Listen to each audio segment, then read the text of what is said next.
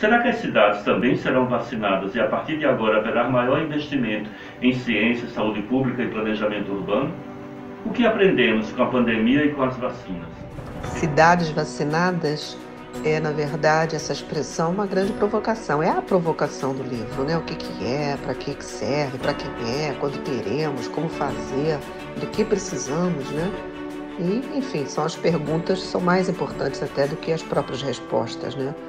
E esse é o fio condutor que leva os nossos 67 autores convidados a escrever e nos dedicar esses 50 textos ótimos, né? Reflexões maravilhosas em mais de 300 páginas do nosso livro. Cidades sustentáveis, resilientes, vacinadas precisam conviver bem com a natureza. E é esse o ponto do meu capítulo. Discuto o eixo fundamental, que é a relação siamesa entre saúde urbana e mudanças climáticas, em especial sob a ótica de cidades resilientes.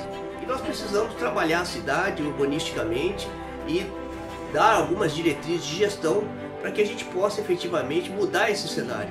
Onde aborda a temática do loteamento Senhor do Bonfim, em Aracaju, Sergipe, a habitação popular em pauta urgente no pós-pandemia. Muito honrado em poder ter a oportunidade de escrever sobre consórcios públicos, que é um tema que eu tenho tanto me debruçado e me empenhado através do Conleste. Gostaria também... Falar em cidades vacinadas é refletir sobre o futuro da humanidade.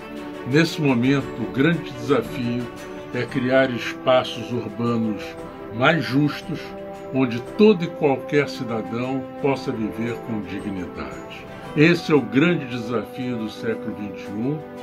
E é por aí que nós temos que ir, é nesse sentido que nós temos que enfrentar o desafio como os arquitetos e urbanistas que somos.